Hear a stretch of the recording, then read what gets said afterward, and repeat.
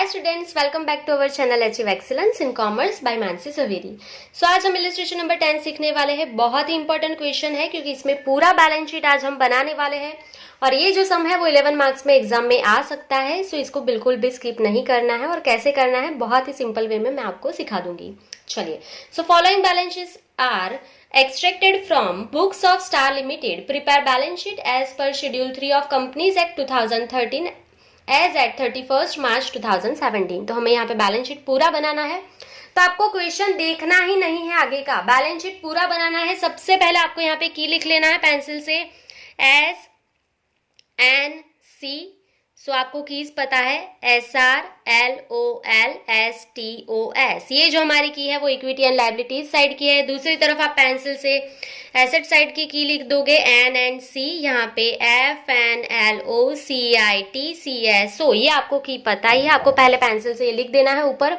अभी आपको balance sheet बनाना है, हेडिंग लिखना कंपलसरी है। Balance sheet of star limited as at 31st March 2017 ये लिखना कंपलसरी है। चलिए, अभी आपको क्या करना है ना, आप अपनी सप्लीमेंट्री या नोटबुक में लिखेंगे तो आपका जो बैलेंस शीट है वो पूरा एक पेज में सीधा ही आना चाहिए। मैं रिपीट कर रही हूँ, आप जो अपनी नोटबुक में बनाओगे बैलेंस शीट वो एक ही पेज में आ जाना चाहिए, बीच में एक भी लाइन नहीं छोड़ना है। देखो यहाँ पे जगह इतनी नहीं है कि एसेट साइड नीचे ही आ जाती, आपको वीडियो में दिखता ही नहीं। इसके लिए एक साइड मैंने इक्विटी साइड बनाया है, दूसरी साइड एसेट साइड देख सकते हो आप। पर आप जब लिखोगे अपनी नोटबुक में एंड सप्लीमेंट्री में, जब भी आप पूरा 11 मार्क्स का सम कैलकुलेट करोगे, आपका बैलेंस शीट जो है वो एक ही पेज में आना चाहिए। और यहाँ पे देखो टोटल का लाइन आपको दिख रहा है ना, ये आपको नहीं बनाना है, आपको यहाँ तक ही लाइन बनाना है। इसके बाद आपका नीचे एसेट साइड स्टार्ट हो जाएगा। अगर आपको नहीं समझ में आता है तो टेक्स्ट बुक में आप देख लेना एक बार, आपको यहाँ से कैसे नीचे एसेट साइड स्टार्ट करना है। क्लियर, मिस्टेक मत करना यहाँ पे एक भी, मैं बार बार बोल रही हूँ, ऐसे नहीं बनाना है आपको। आपका इक्विटी साइड के नीचे ही एसेट साइड आना चाहिए। यहाँ पे जगह इतनी नहीं है, आप वीडियो में अच्छे से नहीं देख पाओगे, इसके लिए मैंने दो पार्ट इसके कर दिए हैं।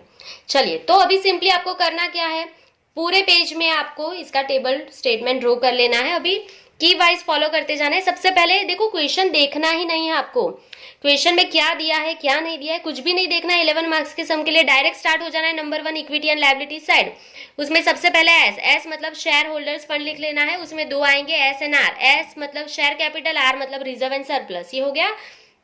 उसके बाद एन मतलब लॉन्ग नॉन करंट लायबिलिटीज, उसमें तीन आएंगे LOL। एल मतलब long term borrowing, other long term liabilities, उसके बाद लॉन्ग टर्म प्रोविजन, ये हो गया। उसके बाद सी मतलब करंट लायबिलिटीज, उसमें चार आएंगे STOS।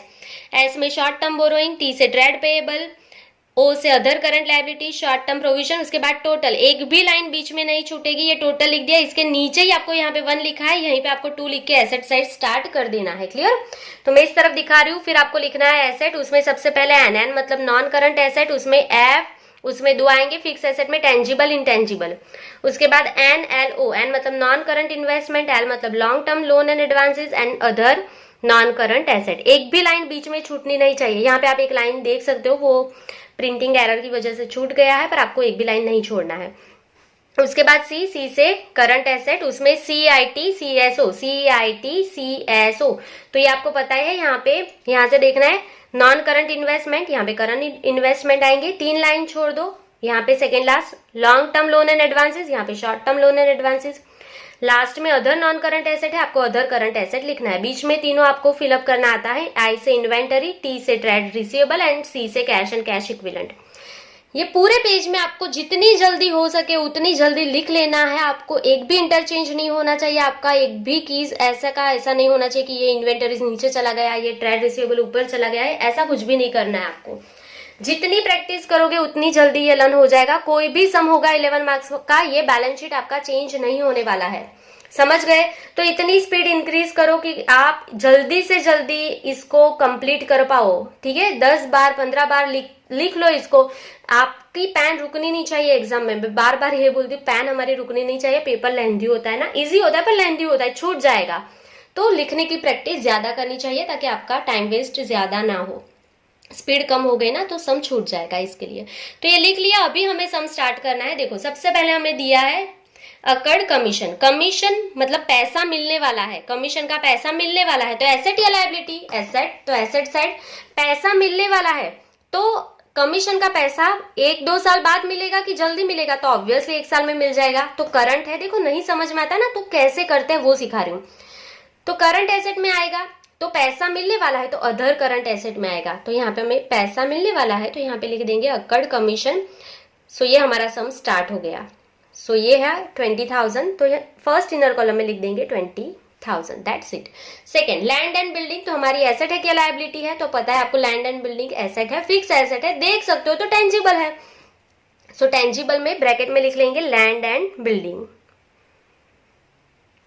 सो ये जो है उसकी अमाउंट 10 लाख है, सो यहाँ पे हम लिख लेंगे 10 lakh. Next, equity share capital, obviously share capital में जाएगा, ये आपको पता ही है। सो यहाँ पे ब्रैकेट में लिख देंगे इक्विटी शेयर कैपिटल और उसकी अमाउंट है 10 लाख। सो यहाँ पे हम लिख देंगे 10 लाख। नेक्स्ट, बैंक बैलेंस, अगर आपके पास पैसा है तो एसेट या लायबिलिटी है? एसेट है, और बैंक में पैसा है तो कैश एंड कैश इक्विवेलेंट है, तो यहाँ पे लिख देंगे बैंक बैलेंस और उसकी अमाउंट है 45,000। इनर कॉलम में लिख देंगे 45,000। नेक्स्ट, जनरल रिजर्व, रिजर्व आपको पता ही है रिजर्व एंड सरप्लस में आती है, सो यहाँ पे लिख देंगे जनरल रिजर्व, जनरल रिजर्व और उसकी अमाउंट है 20,000। सो यहाँ पे हम लिख देंगे 20,000।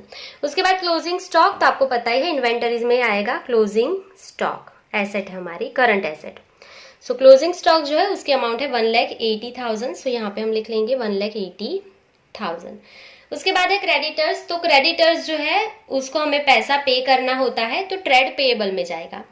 ठीक है, क्रेडिटर्स को पैसा पे करना होता है तो ट्रेड पेएबल में जाएगा और उसकी अमाउंट है यहाँ पे 4 लाख। सो यहाँ पे हम लिख लेंगे 4 लाख। उसके बाद डेटर्स, तो डेटर्स के पास पैसा लेना है तो ट्रेड रिसीवेबल में लिख लेंगे डेटर्स और उसकी अमाउंट है 2,30,000। सो इनर कॉलम में लिख लेंगे 2,30,000। नेक्स्ट, 10% डिबेंचर, डिबेंचर मतलब लोगों के पास से पैसा लिया लॉन्ग टर्म के लिए, सो लॉन्ग टर्म बोरोइंग में आता है, ये आप सीख चुके हैं। सो 10% डिबेंचर्स और उसकी जो अमाउंट है वो है 1,30,000। सो यहाँ पे हम लिख लेंगे डिबेंचर्स जो है 1,30,000। उसके बाद आपको दिया है debenture redemption fund investment. So bracket में कुछ भी नहीं लिखा, देखो आप ब्रैकेट में कुछ भी नहीं लिखा है तो उसको नॉन करंट इन्वेस्टमेंट कैलकुलेट करना है। तो देखो ब्रैकेट में कुछ भी नहीं लिखा है तो वो लॉन्ग टर्म का है, तो यहीं पे लिख देंगे debenture redemption, debenture redemption fund investment और उसकी अमाउंट है 30,000। सो फर्स्ट इनर कॉलम में लिख लेना है 30,000। उसके बाद है कस्टम डिपॉजिट, तो कस्टम डिपॉजिट कहाँ जाएगा? Long term loan and advances में जाएगा। तो कस्टम डिपॉजिट हो या टेलीफोन डिपॉजिट हो या इलेक्ट्रिसिटी डिपॉजिट हो, आपको पता ही है long term loan and advances में जाता है। सो यहाँ पे हम लिख लेंगे कस्टम डिपॉजिट, कस्टम डिपॉजिट। अगर पब्लिक डिपॉजिट होती तो वो यहाँ पे आता इक्विटी साइड, पर custom deposit, electricity deposit, telephone deposit है तो वो long term loan and advances है। क्लियर?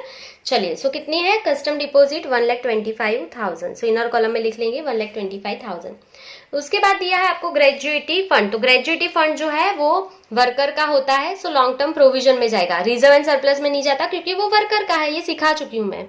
सो यहाँ पे लिख लेंगे ग्रेजुएटी फंड और उसकी अमाउंट है 20,000। लास्ट में दिया है प्रोविजन फॉर टैक्स, तो ये आपको पता है टैक्स लास्ट हेडिंग में जाता है शॉर्ट टर्म प्रोविजन में। सो यहाँ पे हम लिख लेंगे प्रोविजन फॉर टैक्स। तो देखो कितनी देर लगी हमें, कितनी जल्दी हो गया ना ये वाला सम, 60,000। तो ये 11 मार्क्स का सम है, कंप्लीट हो गया, कुछ भी नहीं करना है अभी। सिंपली जो देखो क्या करना है, जहां जहां पे कुछ भी नहीं आया वहां पे डैश करते जाना है। यहाँ कुछ नहीं है, यहाँ पे शॉर्ट टर्म बोरोइंग में कुछ नहीं है, यहाँ पे कुछ नहीं है। पहले में 2 हेडिंग है, आउटर कॉलम में टोटल 3 हेडिंग, आउटर कॉलम में टोटल 4 हेडिंग, आउटर कॉलम में टोटल। यहाँ पे इंटेंजिबल एसेट पे कुछ नहीं है, डैश, और यहाँ पे लास्ट में अदर में कुछ नहीं है, डैश करके आउटर कॉलम में जाएगा। जहां जहां पे कुछ भी नहीं है ना वहां पे डैश करते जाओ और ये आउटर कॉलम में लिख लेना है। दैट्स इट, ये आपका सम कंप्लीट हो गया। अभी हम सिंपली इसका टोटल फटाफट कर लेंगे। सो यहाँ पे 10 लाख प्लस 20,000, ये कितना हो गया? 10,20,000। 1,30,000 plus 20,000 is 1,50,000। 4 lakh plus 60,000 is 4,60,000। चलो ऐड कर लेंगे 10,20,000, 10,20,000, 1,50,000, 4,60,000। सो आंसर आ गया हमारा 16,30,000। 10 lakh plus 30,000 plus 1,25,000। So answer क्या आ गया आपका? 11,50,000। 55,000 आउटर कॉलम में चला जाएगा। 1000 plus 2,30,000 plus 45,000 and 20,000। So answer क्या आ गया आपका 4,75,000। दोनों को ऐड कर देंगे प्लस 11,55,000। सो आंसर आ गया हमारा 16,30,000। देख लो इक्विटी एंड एसेट साइड दोनों का टोटल आपका इक्वल आ गया है, तो आपका सम यहाँ पे कंप्लीट हो गया है। और ये जो सम है वो आपका मोस्ट IMP क्वेश्चन है, 11 मार्क्स में ये सम आ सकता है, सिर्फ बैलेंस शीट बनाना। ठीक है, तो सिर्फ आपको कीज लर्न कर लेना था, बैलेंस शीट पहले रेडी कर लेना है। आपको सम में जो भी नहीं दिया है उसको स्किप करने की जरूरत नहीं है। कभी कभी टेक्स्ट बुक वाले ये जो नहीं दिया होता है ना उसको स्किप करके लिख देते हैं, पर आप वो देखने जाओगे ना कि सम में क्या है क्या नहीं है तो खुद मिस्टेक हो जाएगी बहुत सारी। ऐसा कभी भी नहीं करना है, जो नहीं दिया है उसको सिंपली लास्ट में डैश कर देना, तो ये जल्दी होता है सम। क्लियर? चलिए, तो आई थिंक आपको ये समझ में आ गया है। अभी हम एक्सरसाइज का क्वेश्चन नंबर 6 जो है वो देख लेंगे, उसमें भी पूरा बैलेंस शीट बनाना है, वो भी इंपॉर्टेंट क्वेश्चन है। चलिए, तो एक्सरसाइज में जाएंगे, question number 6।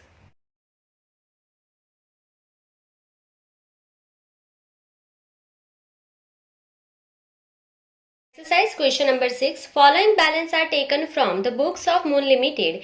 Prepare balance sheet as at 31st March 2017 as per Schedule 3 of Companies Act 2013. So balance sheet हमें पूरा बनाना है। हेडिंग आप खुद से लिख लेना, बैलेंस शीट का हेडिंग लिखना कंपलसरी है। सो अगर आप भूल जाओगे तो मैं लिख ही देती हूँ। Balance sheet of moon limited as at 31st March 2017, ये लिखना कंपलसरी होता है। हेडिंग आपको मिस्टेक नहीं करना है, छोड़ना नहीं है, इसके भी मार्क्स होते हैं। चलिए, तो हेडिंग लिख लेना है। उसके बाद अभी मैं ये वापस नहीं सिखा रही हूँ, ये इक्विटी साइड है, ये एसेट साइड है, आपको पता ही है। अभी आपको लिखना आता ही है, एक भी लाइन बीच में छोड़ना नहीं है।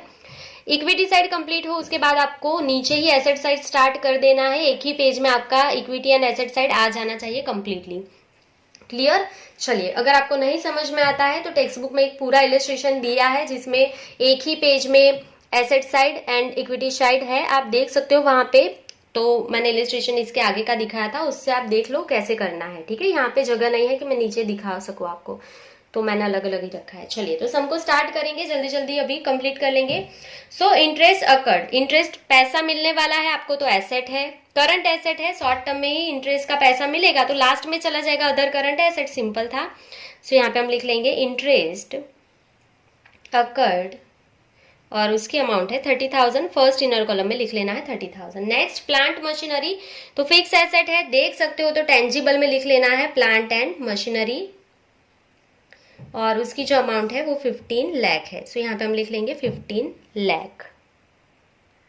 उसके बाद हमें दिया है इक्विटी शेयर कैपिटल, तो शेयर कैपिटल में लिखा जाएगा इक्विटी शेयर कैपिटल और उसकी अमाउंट है 15 लाख। सो यहाँ पे हम लिख लेंगे 15 lakh. Next bank balance and cash, तो कैश एंड कैश इक्विवेलेंट में जाता है बैंक बैलेंस, तो यहाँ पे हम लिख लेंगे बैंक बैलेंस एंड कैश और उसकी जो अमाउंट है वो है 67,500, फर्स्ट इनर कॉलम में लिख लेना है। नेक्स्ट जनरल रिजर्व, तो रिजर्व एंड सरप्लस में जाएगा जनरल रिजर्व और उसकी अमाउंट है 30,000, सो इनर कॉलम में लिख लेंगे 30,000। उसके बाद क्लोजिंग स्टॉक इन्वेंटरीज में जाएगा, आपको पता ही है, कोई भी स्टॉक हो इन्वेंटरीज में लिख लेना है। सो क्लोजिंग स्टॉक की अमाउंट है 2,70,000, तो यहाँ पे हम लिख लेंगे 2,70,000। उसके बाद क्रेडिटर्स, उसको पैसा पे करना है, सो यहाँ पे लिख देंगे ट्रेड पेएबल क्रेडिटर्स और उसकी जो अमाउंट है वो है 6 लाख, सो यहाँ पे हम लिख लेंगे 6 लाख। चलिए, उसके बाद आपको दिया है डेटर्स, तो डेटर्स के पास से पैसा लेना होता है, तो ट्रेड रिसीवेबल में लिख लेंगे डेटर्स और उसकी अमाउंट है 3,45,000। उसके बाद प्रोविजन फॉर टैक्स लास्ट में आता है, यहाँ पे लिख लेंगे प्रोविजन फॉर टैक्स। 90,000 है, तो यहाँ पे हम लिख लेंगे 90,000। चलिए, उसके बाद 12% बैंक लोन, बैंक के पास आपने लोन लिया है तो लॉन्ग टर्म होगा, ब्रैकेट में कुछ भी नहीं दिया है तो लॉन्ग टर्म बोरोइंग है। 12% बैंक लोन और आपने कितनी अमाउंट ली है बैंक लोन में 1,95,000, यहाँ पे हम लिख लेंगे 1,95,000। उसके बाद नॉन करंट इन्वेस्टमेंट, यहाँ पे हेडिंग है ही नॉन करंट इन्वेस्टमेंट का, तो यहीं पे हम लिख देंगे 45,000। उसके बाद है इलेक्ट्रिसिटी डिपॉजिट, तो आपको पता ही है long term loan and advances में जाएगी इलेक्ट्रिसिटी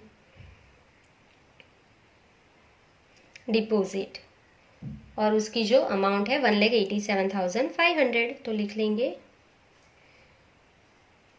चलो तो ये हो गया। उसके बाद प्रोविडेंट फंड, तो ये पैसा जो है वो वर्कर का होता है, तो लॉन्ग टर्म प्रोविजन में जाएगा। सो यहाँ पे लिख लेंगे प्रोविडेंट फंड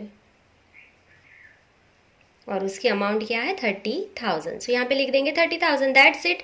तो ये 2 का टोटल बाहर, जो नहीं है वहाँ पे डैश कर देना है। 3 का टोटल बाहर, यहाँ पे फर्स्ट नहीं है, सी में नहीं है, टोटल बाहर।